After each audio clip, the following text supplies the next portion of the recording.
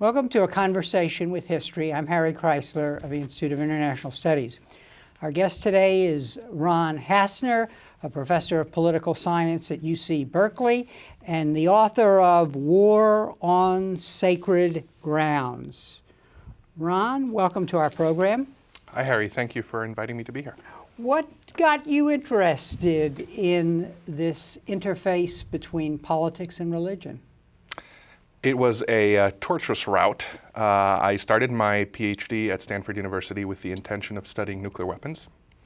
Discovered, as many PhD students do, that once you study a topic at sufficient length, it inevitably becomes boring. But started thinking about why it was that I was interested in nuclear weapons in the first place. It had nothing to do with explosions. It had nothing to do with deterrence. It had to do with the underlying morality. That was what fascinated me. And so I switched topics and started studying morality in war, only to discover pretty quickly that at the roots of Western moral deliberations surrounding war were religious deliberations. And so I switched topic a second time and started studying religion and conflict and really fell in love with the topic. Was this a hard thing as a political science PhD candidate to get your hands on? I mean, I understand the trajectory here of saying, hey, this is important, I'm interested in it, but then what do you do? Is it easy to get a handle on it? It was difficult. This was in the late 90s. Osama had not yet contributed to my dissertation. And so the topic of religion and politics was understudied, and where it was studied with biases that you and I can talk about. The solution in the end was for me to take many classes in religious studies and then bring insights from religious studies back into political science. And was there a program at Stanford where you could actually really get into religious studies? Or Yes. What is it, a separate department, or is it something that you have to find pieces in different other disciplines? No, they did then and do today have a religious studies department, which is really a sociology of religion department. And I took enough classes there to earn a master's degree. It was on the far side of campus from the political science department, so I was both physically and intellectually shuttling back and forth between the two, with tremendous differences in epistemology, ontology, methodology that were and remain very, very difficult to bridge. Where do you think are the factors that help us understand why this split between the study of politics and the study of religion? Does it come out of modernization theory, the notion that in a secular world, as we move down the trajectory of modernization, that religion really loses its importance? I think that's one factor, and again, I can speak primarily for international relations, my subfield, and not for political science in general. International relations scholars held on to modernization theory for a very long time, the assumption that religion was going to become less and less significant. The 1979 revolution in Iran shook that somewhat. The publication of Samuel Huntington's Clash of Civilizations shook it again, and it wasn't until September 11, 2001, that the field was really rattled. The bias, I think, was there to begin with. International relations in America is maybe a provocative thing to say, but I think it's also true. It's a truly Protestant social science. It is born out of 1648 and the Peace of Westphalia, the assumption that the modern, rational, secular state is and should be the primary unit of analysis. And so religion is seen as an aberration, and if religion is to matter, then it can't be states doing it. And so the focus shifts automatically to non-state, violent religious actors who can't be rational. They must be in some way aberrant. They must be violent or lunatic or fundamentalist or terrorists. And is it, what is the difference in understanding religious actors versus political actors? I mean, is it that, because your work, which we're going to talk about in a minute, is kind of the interface That's right. of these two sets of leaders. What is it we should understand about these two different kinds of leaders that will help us along the route of understanding what you're doing? The American instinct is to separate the two. That may be a useful instinct from a constitutional point of view. And it may even make sense from an ideational point of view. There are religious ideas, there are political ideas, and some actors are driven more by these than the others. It makes no sense whatsoever from a practical point of view. So as you move away from the realm of ideas into the realm of practice, and you look at what religious people actually do, what political people actually practice, you discover quickly that the basic unit of analysis, the human, is as religious as it is political. That's true for our leaders, who pray as they make political decisions. And it's true for our religious leaders, who hold political power while they lead us in prayer. And so the distinction, the attempt to cleave those two, is a futile attempt to cleave humans in half. It makes no sense. It may make sense, again, in Protestant thinking. It makes no sense in Catholic thinking, Muslim thinking, Jewish thinking, Shinto, Sikh, Hindu thinking, where political action and religious action are intertwined. I want to understand this distinction between Protestant thinking. What is it? You traced it from the settlement of the 17th century, but what is it within Protestantism that distinguishes from these other faiths? So Dan Philpott has done beautiful work on tracing the implications of Luther and Calvin and Zwingli's thought on international relations. If salvation comes by faith alone, through ideas rather than good works, then religion becomes relegated to the private sphere. Religion is something that happens internally as humans converse with God. Religious symbols matter less. In fact, they're frowned upon in Protestant thought. Religious rituals matter less. And so American political scientists end up with a rather distorted image of what religion is. For most people on the planet, religion involves not just internal dialogue with God. It involves symbols, music, rituals, beliefs, as well as practices, restrictions on what you eat, who you marry, who you have sex with, what clothes you wear, how often you give charity, what sort of house you can and can't live in, how you raise your children. It transgresses on all spheres of life. It infiltrates and permeates every aspect, which makes it impossible to separate religion from politics. Does this go back to your original point about why you moved into this field, namely that in the debate on nuclear weapons, for example, the bottom line, the policymakers had no way to deal with the morality of the issues. And you suddenly had people in the streets saying, hey, this is wrong, we're going to blow up the world and so on. Is that what's at work here? That's right, although it was a dangerous path to walk down, because had I continued on that path and studied nothing but moral constraints on war, I would have again landed in this American international relations trope, namely, religion matters in international affairs because religious ideas affect political ideas. And I'd like to argue, and I argue in this book and in my current work, that that's not enough. It's not just religious ideas. It's religious themes, rituals, symbols, authority structures, religious forms of power that permeate each and every aspect of, for example, war making.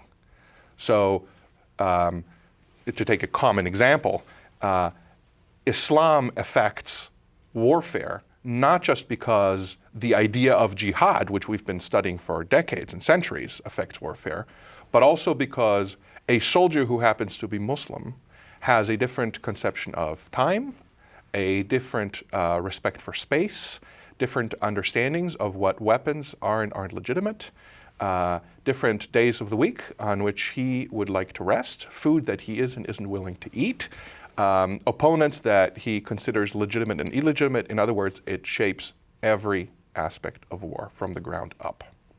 This is probably a good point in our discussion before we get to the book to talk about the theoretical ways of viewing religion. So you start out realizing the inadequacies of the way social scientists, political scientists, international relations specialists see religion. There's this big problem out there, Yes. and the path through political science doesn't lead you to insight and understanding what's going on.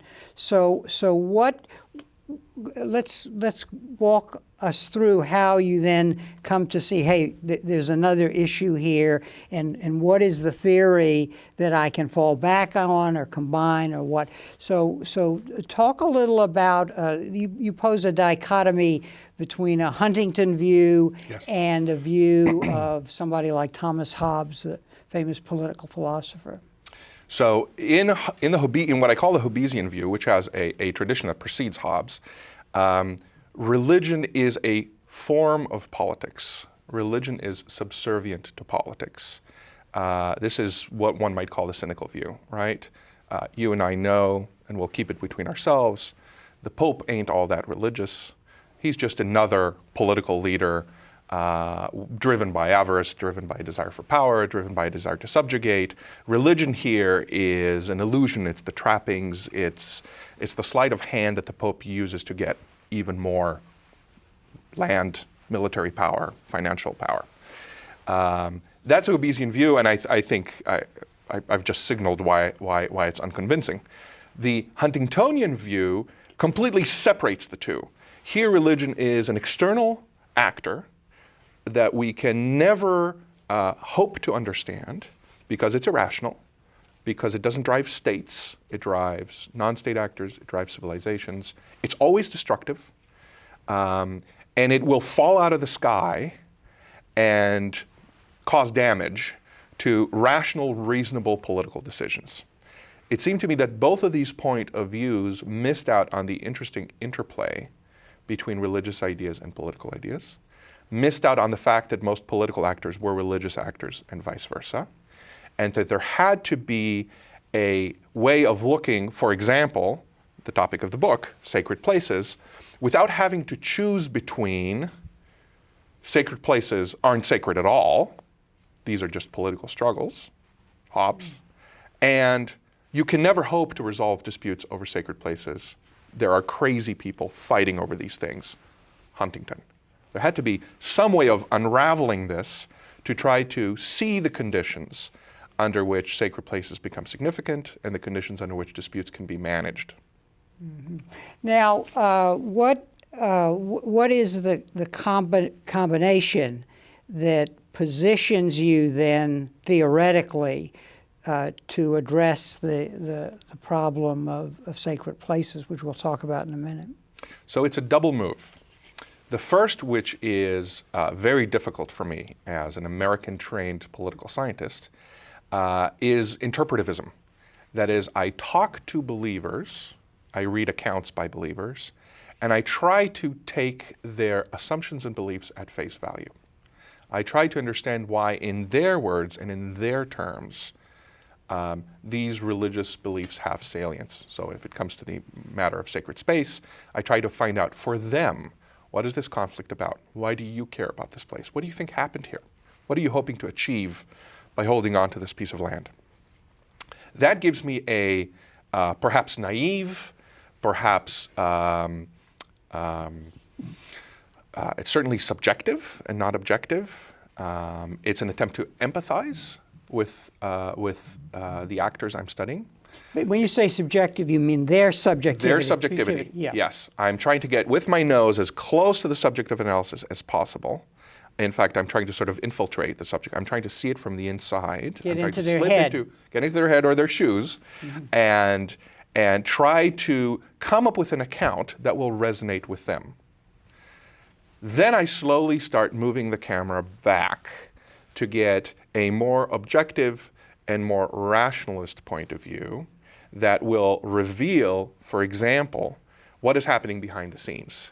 How are these places constructed objectively speaking? How are they managed objectively speaking? Who's pulling on the strings?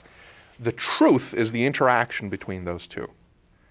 That is, it can't be entirely the case that the dispute over the Temple Mount in Jerusalem is nothing but religion. It's entirely a dispute between Jehovah and Allah. Because we know there are political interests at play. We know that this dispute is embedded in the larger Arab-Israeli dispute. We know that it has a history. We know that the levels of violence rise and fall in response to provocations, violent acts elsewhere.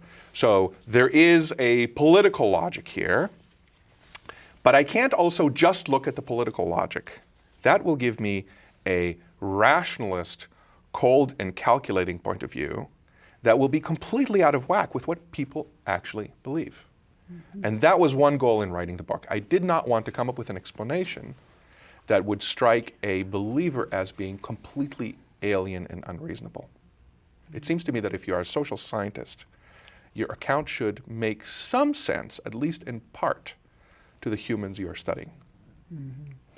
Now, do cultures differ in the way religion rises to the surface? Let's talk here a little about the United States. Religion came back around issues like abortion, mm-hmm. Around busing, I believe also, because there were religious schools involved, and of course yes. Now stem cell mm-hmm. research. So is it that the sleeping giant is being awakened, that is religion in America, or is it rather that when the state, the political actors, moves on to issues that are really important to groups of people and the politicians haven't realized that yet? You're asking me a very hard question that is slightly outside my field of expertise. Yeah. My hunch would be that I don't have to pick between those two choices. My guess is that, first of all, new political issues arise all the time. Stem cell research was not an issue that troubled religious decision makers in religious communities 100 years ago. Mm-hmm. And we will see more and more of these issues come up. Gay marriage is yet another. At the same time, there are fluctuations in religious revival, not just in America, but around the world, in response to modernity, globalization, very often in response to what religious actors perceive as a secular encroachment, a secular threat. And those two can then, when those two meet, you get conflict, sometimes violent conflict, particularly around what I've described as indivisible issues, that is, issues where compromise is impossible. And in the case of the Muslim world, for example, it's only, Islam wasn't sleeping, it was rather our policymakers who were sleeping, and they essentially awoke to a reality after 9/11. I mean, it's just telling us something about their biases. So what you call the Muslim world is wide and varied, reaching essentially around the globe from Morocco to Indonesia and even further east.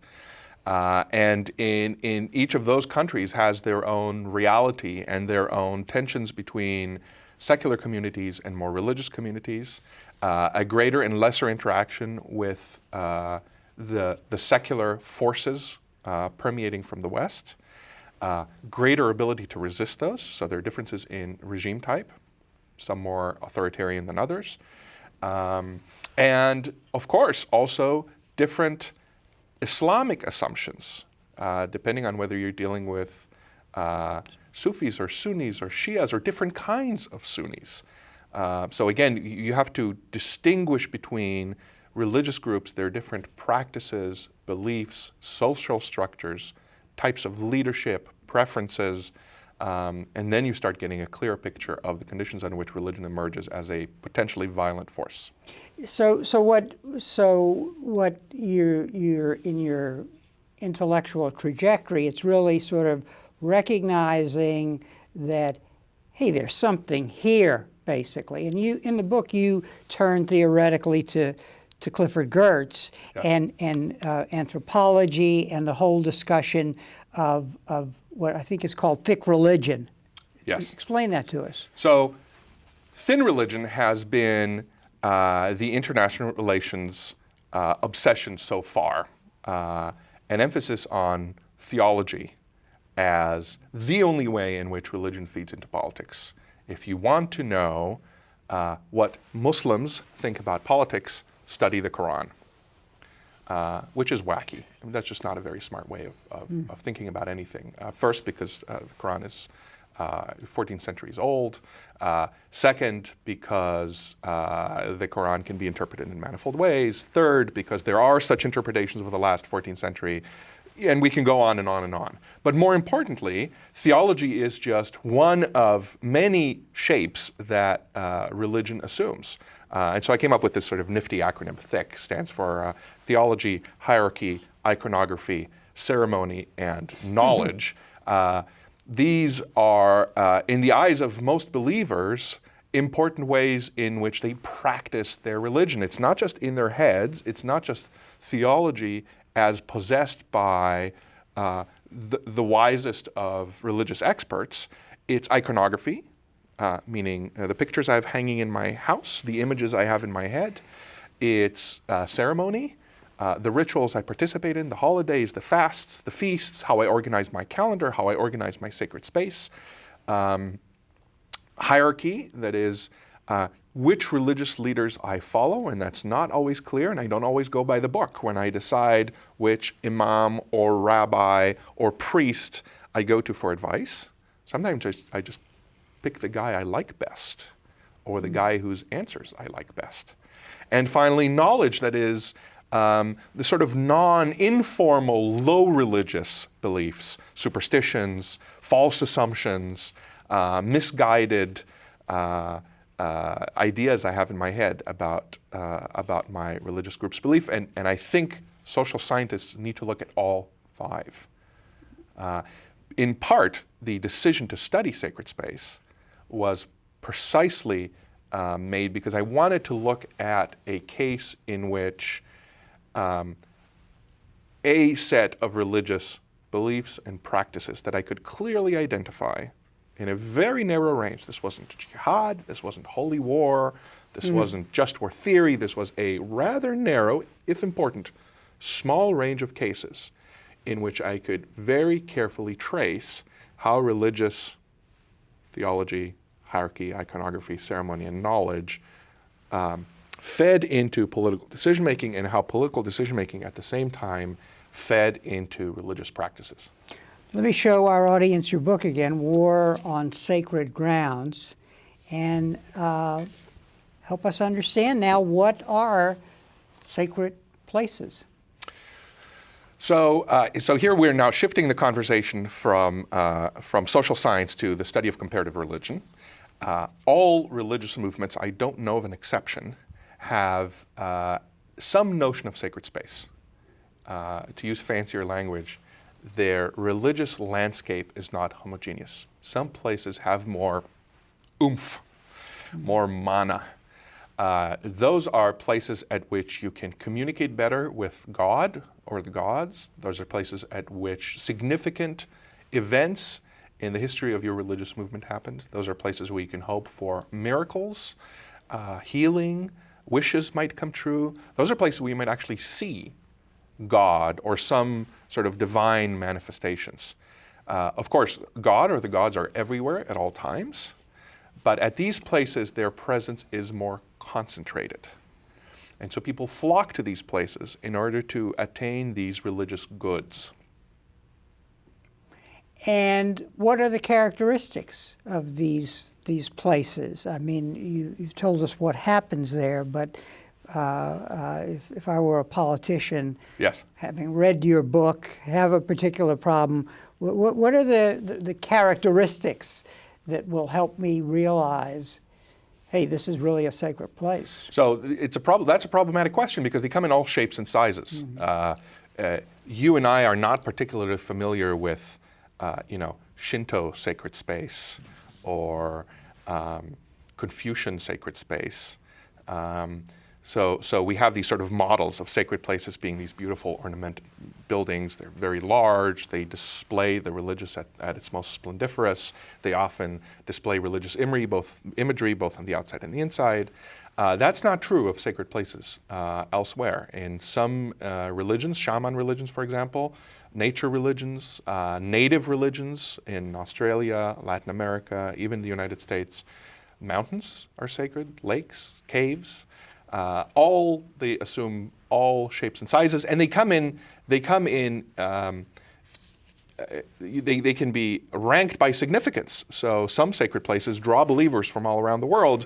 Others are local roadside shrines that are really only of importance to the peasants who live in the area.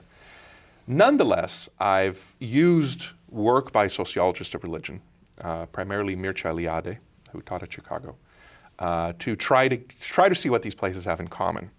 This is an exercise in comparative religion that scares people who specialize in one religion and worry about drawing generalities, but I have to do that because I'm an international relations scholar. I'm not an expert in India or the Middle East or North America. I'm an expert in no place in particular. I'm interested in the globe.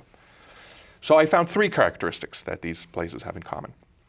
And if you'd like to, I can elaborate on why they have these characteristics in common. The first is they are all clearly bounded. They have very clear borders. Everybody knows where the sacred place stops and ends. That's designed primarily to prevent desecration. Second, though they are often complex, think of your favorite cathedral, many parts, different components, different building materials, they form a unified function. They cannot be taken apart. That's what I call the integrity of sacred space. If you take them apart, they cease to fulfill their function. Half a cathedral does nothing for you. Third, they are of tremendously high value to believers. There is no substitute for these places. Those 3 characteristics combine to produce what I call the indivisibility problem. Mm-hmm. And because they are so sacred and so important and of such high value, they're potentially very vulnerable if you get That's into right. it. But if the issue were merely their high value, you could find a way around that. So let's imagine that you and I are not in a dispute over sacred space, that you and I are merely in dispute over this table, which is secular space, and we need to find some way. You claim it's yours and I claim it's mine, and we need to find some way to resolve that. There aren't many options. The options are pretty straightforward. Most reasonably, we can divide the table somehow. The other option is that we introduce some notion of ambiguity. You get to own the table, I get to use it, or there's actually 2 tables, and Or we split it. Well, so that was option 1, is splitting. Option 2 is somehow enlarging the pie. So you get the table and I get the legs, or we'll produce a second table and we'll introduce some disagreement about which was the original, and so each of us gets to go home with the table. And the third option is I pay you for the table, right? Because sacred space has these very clear boundaries, because it cannot be taken apart without losing its functionality, and because it is of irreplaceable value, those 3 options do not exist, which means any disagreement about sacred space becomes a clash. It becomes a disagreement that can't be resolved by means of negotiation or arbitration or compromise. It becomes an all or nothing fight. And I want to go back to something as a scholar now. So you're zeroing in on this subset because you think it, as you said, there are few cases, but it allows you to come to a new understanding of the relationship between religion and politics. That's right, because the assumptions I've just given you are not rationalist at all. A rational political science reading this would say, What do you mean, no substitute acceptable? Let's take an example. Church of the Holy Sepulchre in Jerusalem, alleged to be, believed to be, the site of the crucifixion and resurrection by many Christians. Indivisible because there's no financial substitute or otherwise for the actual place in which the crucifixion and the resurrection happened. How do I know this? I ask Christians, and this is what they tell me. A rationalist would say, nonsense. What do you mean, crucifixion and resurrection? That's a myth. It never happened. You know, this is just land. Give them more money. They're asking for more money. That's why I can't start with a rationalist assumption. I have to start with what the believers tell me, and I have to assume for at least part of the analysis that there is some validity to it. I don't have to choose between, are religious people always honest or are they always conniving? They can be both. I think that would be very human of them. I think they can believe that this is actually the site of the crucifixion and resurrection, and nonetheless act strategically to control it, to derive pilgrim income from it, to advertise it, to draw more believers. They can be both cynical and authentic at the same time. It's interesting, as a scholar, what I'm hearing you say is that at some point in the process, you, as a researcher of this complex area, have to show great empathy Yes. for the subject, although not get so caught up that you become religious necessarily yourself. And it strikes me that one of the problems with what you call Protestant social science is that it's manipulative, you know, in a way that you have to not be to actually Yes. see what's going on. Is that fair? Yes, and our social science teaches us the importance of subject-object distinction. That is, you, the social scientist, have to stay on one side of this divide, and the thing you're studying has to stay on the other side of this divide. I think at some point in the process that is important. I can't allow myself to be brainwashed by the believers. I can't just start and end with the assumption that this place is important because this is where the resurrection happened, because I know that's not the whole truth. There's more going on here. There are political struggles involved as well. So the solution has to be a movement in and a movement out. You start by identifying, trying to understand as best you can why people at least claim what they claim, and then you slowly draw the lens back and try to see how political interest, rational calculations drive the same processes. And there's no contradiction between the two. I think that's the important part. You help us understand then why, you've explained to us why these places are very important for particular groups of people embedded in cultures and religions and in different states. Now help us understand what leads, you enumerate a number of factors that leads to fights, basically, to conflict. Yes. Talk a little about that. So we wouldn't care at all that sacred places are indivisible, were it not for the case that often more than one party is interested in them. So as I say in the book, babies are also indivisible. But that doesn't matter unless the parents are about to get a divorce, and then you have issues. It so happens, not entirely coincidentally, that many sacred places around the world are the subject of dispute. The more important they are, the more likely they are to be subject of dispute. And in fact, I cannot think of a single very important sacred place around the world that isn't also at the center of some form of conflict. And that happens for a variety of processes. The most obvious is religious groups split. And as religious groups split, each of the descendants of the original group stakes claim to the original sacred space as a way of proving its provenance. This is why different Christian groups are fighting over the site of the crucifixion and resurrection. There are no Muslims involved in this dispute. There are no Jews involved in this dispute. These are Christians fighting, physically fighting. There is bloodshed inside the Church of the Holy Sepulchre because each of these Christian groups claims that it is true Christianity. So that's process one, and you see it across religious movements, including, for example, members of the Church of Jesus Christ of Latter-day Saints, Mormons in the United States, who have split into churches and are fighting, again, physically, arson, stabbings, over Mormon sacred space in Missouri, of all places. That's process one. Process two is different religious groups clashing, usually because a conquest has occurred, and that conquest is accompanied by a dominant religion. So you think of the spread of Christianity across the world. That brings Christianity into conflict with local groups, with native religions. The spread of Islam around the world brings Islam into conflict with native religions. As a conqueror comes in with his religion in his backpack, and he seeks to impose his religion on the local population for entirely rational reasons, he faces this problem of existing sacred places. They can't be destroyed. They can't be wiped off the map. You can wipe the structures off, but the space remains sacred. So the reasonable thing to do is to incorporate those sacred places into your own religious tradition, the way Christians did with winter solstice ceremonies, by weaving them into Christmas. So if the Christmas tree was a threat to Christianity, the Christmas tree was brought into the home and it became the centerpiece of the holiday celebrating the birth of Christ, even though there's no sort of logical connection.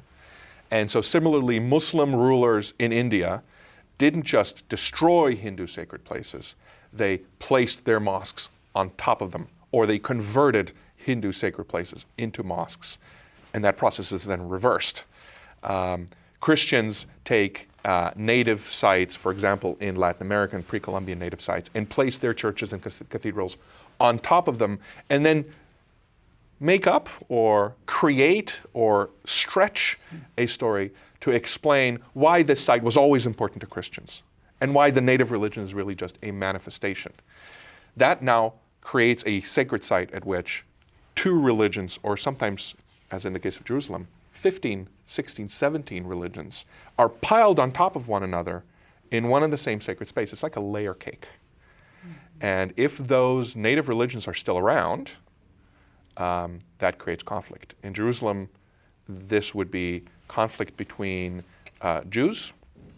Assyrians are gone, the Babylonians are gone, the Romans, who use the same sacred sites, are gone, the Muslims are there, and so you have Muslims and Jews vying over the same sacred site, although they have interest in different layers, but those layers are on top of one another. So that's a second example, and there are many others. And in addition, you give three other reasons: fight over real estate. That's right. Fight over what is a social symbol. That's right. So a fight over real estate would occur if you have a secular group fighting a religious group. The religious group is interested in the sacred space for liturgical, religious purpose. Mm-hmm. The secular group wants the coal mine that is underneath, or if you think about Mount Shasta, not far from where we're sitting right now, the Native Americans worship this as a sacred mountain. Californians want to ski on it. That's not going to work. Mm-hmm. So these are not two religious groups in conflict. It's a religious group and a secular group. You have sacred space as a social symbol. Iraq is a great example of this, where each group tries to target the sacred space of the other group in order to humiliate or provoke or just damage, kill members of the other group. And finally, you have these very strange cases in which two groups are fighting over something completely different, but the fight happens to take place in sacred space. I just heard in the radio on the way here about the Thai-Cambodian dispute over the temple of Preah Vihear. It's a territorial dispute. It has very little to do with religion, but they happen to be fighting next to one of the most ancient temples in that part of the world. And so now the dispute takes on religious characteristics. Now there's a third party, believers in both sides, who have a stake in the dispute, even though the dispute is not because of the sacred space. Mm-hmm. Let's get practical now. You're an international relations person interested in policy. How does this come to the fore in important sets of negotiations? And let's start with one where the Camp David Accords, or rather the Camp David negotiations that Clinton was conducting, which almost led to an Israeli-Palestinian settlement, and in which the policymakers on both sides were oblivious to the religious issues raised by negotiating about Jerusalem. That's right. So the three parties that met at Camp David in 2000 came completely unprepared to discuss the religious aspects of the Jerusalem dispute. They fell into the two traps that we talked about. They fell into either the Hobbesian trap that said, people are making this sound like a religious problem. We know it's really just a real estate problem. We can fix this. All we need is a ruler and a pencil, and we'll find some way to cut this up. That is completely sidelining the authentic beliefs of religious parties to this dispute. The other trap was the Huntingtonian trap, saying, let's not touch the religious issue. It's unresolvable. There is no way we can wrap our political brains around this. So you can see how these are the two extremes, right? We don't need to wrap our political brains around this. This is just politics. Or there's no way we can wrap our political brains around this. This is inaccessible to us. As a result, they did not consult with religious leaders. They didn't even consult with religious experts, which in turn had the consequence that all three sides misrepresented the facts about Jerusalem, misrepresented what their constituents wanted in Jerusalem. Ehud Barak, the Israeli prime minister, demanded a synagogue on the Temple Mount, something which no reasonable Jew has ever wanted. Yasser Arafat, who represented the Palestinians in these negotiations, refused to acknowledge any Jewish link to the Temple Mount, something that makes absolutely no sense in mainstream Islamic thinking, which derives its interest in Jerusalem in part because of its Jewish heritage. On both sides, negotiators tried to resolve this, as the chief negotiator over Jerusalem later said, as a real estate problem, and they were baffled when it turned out to be the most important issue in the negotiations, and the one issue they simply could not bargain over. Now you talk about two case studies. We can't go into all the details about both, but let's talk a little about them, where the political leadership was sensitive to the religious implications of what was happening. The first one is when Israel took over Jerusalem and the holy sites in the course of the '67 war. The other is the seizing of the religious sites of Mecca by Islamic extremists, and the Saudi government had to intervene. Talk a little about those two cases. You're saying in both cases that there was political sensitivity to the complexity of the religious issues that Yes. were raised. What was Israel's problem? Once it had this? Israel's problem was unique. The Temple Mount, or Noble Sanctuary, in Jerusalem, which takes up about a fifth of the old city of Jerusalem, it's this big platform, and that's where Muslim sacred sites are located, on top of the most important Jewish sacred space. This was not an issue throughout much of history because Muslim rulers over Jerusalem barred any Jewish access either to the city of Jerusalem and certainly to the platform itself. In '67, among other things, Israel gains control over this platform, and there is tremendous jubilation. You may remember this. I'm a little too young. As Jews, for the first time in literally 2,000 years, gain access to their most important sacred site. And Israeli leaders recognized wisely that this would create immediate conflict. I say wisely because we know that in small sacred sites in the West Bank, the tomb of Joseph, the tomb of Rachel, the tomb of the patriarchs, these are in Hebron and Bethlehem, there was immediate conflict between Jewish worshipers and Muslim worshipers. They represented different political entities. They came with different religious beliefs. More importantly, they came with different religious practices. The Jews didn't want to take their shoes off. The Muslims insisted on issuing the call of prayer in the middle of Jewish prayers. They scuttled in the prayer space. The Jews burned the Qurans. The Muslims burned the Bibles. There were stabbings and Molotov cocktails. The Temple Mount is the most important of all these places. It's the largest of all. There was no way for the Israeli government to bar Jews from entering the space, and there was certainly no way that they were going to bar Muslims from entering this place. So there was this very realistic scenario of tens of thousands of Jews and tens of thousands of Muslims trying to pray there at the same time and coming to blows.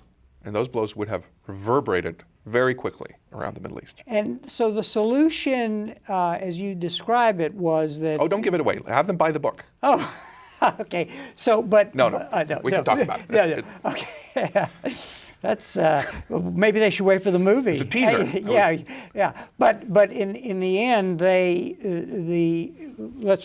let's say it this way: there was consultation and understanding of the religious issues, and a solution was found that made religious sense. And that solution, I argue, almost always depends on the ability of political actors to bring religious actors into the picture. So let's take a step back, if you don't mind, and talk about religious actors and their role.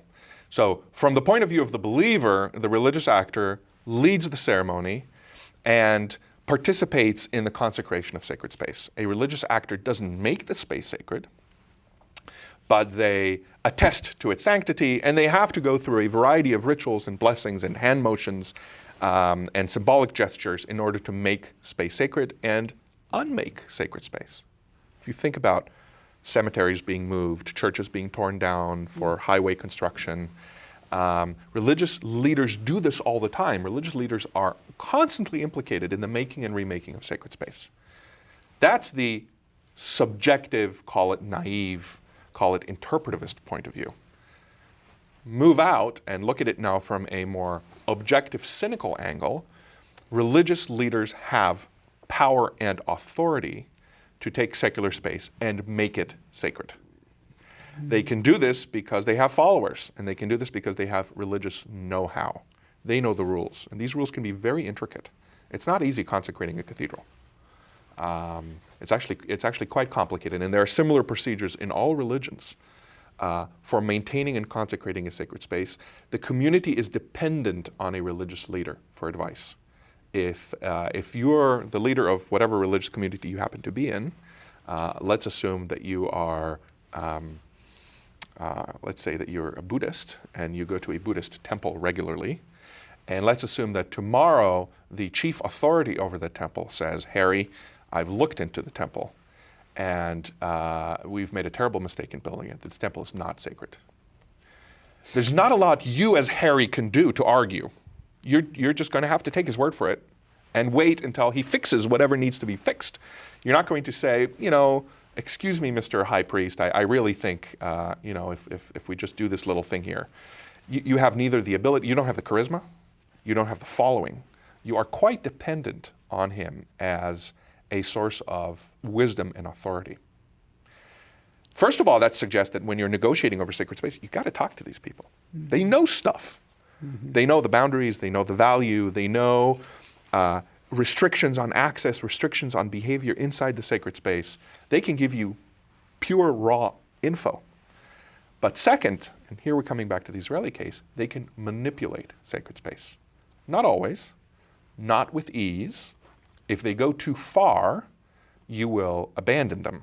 If the head priest of your temple says, Harry, I've just decided this is now a church, and we are now going to conduct Sunday services, you're going to say, Mr. High Priest, I can tell you've lost your mind. I'm going somewhere else. You are no longer my priest. So he has to, he can stretch the meaning and the boundaries, and he can do this carefully, particularly at times of conflict and war, when there's uncertainty about the meaning of the space. And that's what happened in 1967 in Jerusalem. And also in Saudi Arabia at the Mecca site. And again, we won't go into all of the details of the solution, but here again was a place where the Yes. interface between religion and politics came up with a solution that was both religiously acceptable and politically acceptable. That's right. So in the Jerusalem case, let's not let the viewers be too tense. We should give away the ending. In the Jerusalem case, the leading rabbis of Israel issued a religious proclamation that prohibited all Jewish access to the Temple Mount for religious reasons. Although a closer look reveals a combination of explicit religious and political logic. There were problems of purity, there were risks of desecration. The rabbis also realized that Jewish access would mean violence, and so they said, we hereby issue a proclamation. And this proclamation was a tremendous boon to the Israeli government. In the Saudi case, the problem was, how do you flush insurgents out of Islam's holiest site when the number one rule governing sacred space in Islam is no bloodshed? And here came, again, out of consultation with the Saudi ulama, these are the religious elites in Saudi Arabia, a ruling that suspended this prohibition so that military operations could be performed, insurgents could be flushed out, and then the prohibition was once again put back in place. As you point out correctly, in neither case is this a purely religious ruling. The very assumption that there is such a thing as a purely religious ruling is ridiculous in Judaism and Islam. Judaism and Islam are lived religions. Every religious ruling has political implications. Every political ruling has religious implications. Both the ulama and their colleagues in Israel, the chief rabbis, realized that the religious ruling had to be both politically reasonable and politically useful, and vice versa.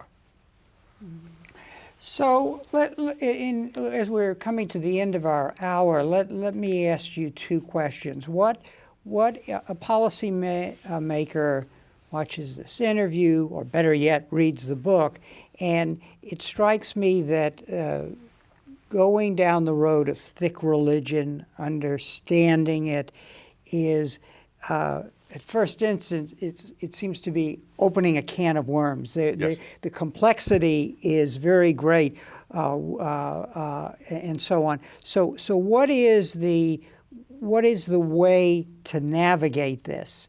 To recognize that religion is important on some issues, not just on sacred sites. We need to talk to and understand these different religions. What are the steps you have to take? Do you build a sub-policy group that does religions? Yes. By that I mean studies religion? Yes, and I'm not the first to say this. Madeleine Albright said so in her most recent autobiography. She has several. She comes out with a new one every couple of years.